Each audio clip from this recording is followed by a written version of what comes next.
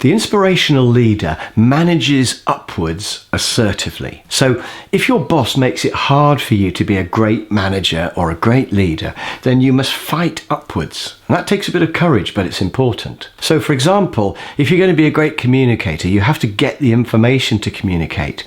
And then you have to get permission to communicate it. And if your boss doesn't really want you to be a great communicator, you may have to fight with your boss a bit in order to do that. And similarly, if you want to empower your people, then you need to get permission from your boss. You need to get them to empower you, or certainly get permission from your boss to empower your people. So for example, I've got a friend called Malcolm, and he runs a factory, and he has empowered his factory manager to run the factory however he sees fit.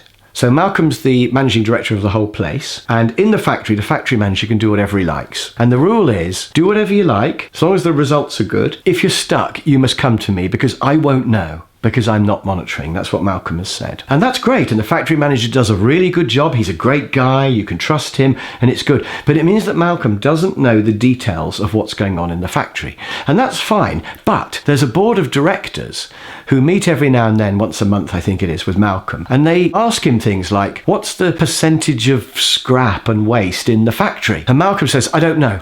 I've delegated it. I've empowered my factory manager. I don't have that sort of detail. And then they go, well, how much overtime's being... He says, I don't know. I've delegated that. And they don't like that. Now, whether or not you think it's a good idea for Malcolm to empower, the point is he's decided to do it and he's doing it. I personally think it's great, by the way. I know that the factory are really motivated. I know it works really well for Malcolm, and the factory manager is great. So it's all fine. But the point is, Malcolm has to fight upwards to say to the board, look, let me run this my way. And I think there's definitely an element of pushing back upwards if you're going to be an inspirational leader, because you're the one doing it, and you can't let these people start to tell you how to do it. So another example of managing upwards is that if you're going to communicate information, you need to have at least some good news. And that might require you to say to whoever your boss is, what's going on that's good that I can tell people? And I think communicating some good news is a really good idea. And I was recently at a company, and I discovered that they have a monthly newsletter which goes out. I was training the supervisors in the factory,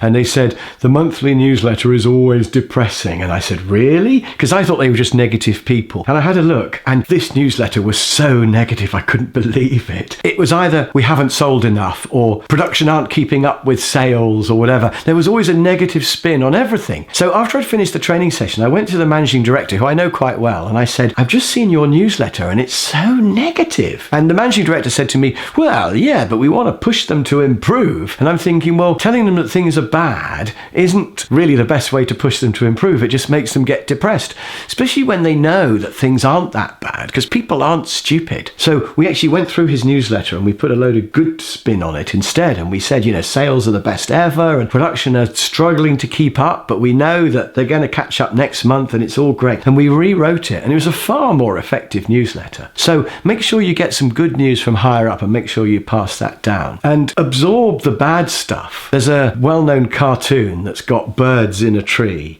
and the top bird, the CEO or managing director bird, is this very beautiful coloured parrot that's sitting there, and below that there's a team of sort of 3 or 4 directors who've got a little bit of poo on them from the bird at the top, and then the ones on the next level have got quite a lot of poo on them, and then the ones at the bottom are completely buried in poo. And a lot of people see themselves as that. A lot of people feel that that's how their life is. It's just poo coming down from above. But wouldn't it be great if you could pass good things down? And really, you should almost have an umbrella above you to absorb the poo. Rather than passing it on down, you should be absorbing all the poo that comes down and not passing any of it down. The umbrella actually should be below you, shouldn't it? Because you should be sheltering the people below you from the poo. If you're a real good leader, you'll defend your team and you'll look after your team and you'll shelter them from the poo. Now, one more thing you might want to get your boss to do is to do a bit more management by wandering about. And I think this is a little bit counterintuitive, because you might think, no, I don't want the boss to come around my area. It's mine. I'm the leader of my area. But actually, if you're a good leader, you'll get the boss to come in because you're keen to show the boss how great your area is. And then when you need to ask the boss for investment or changes,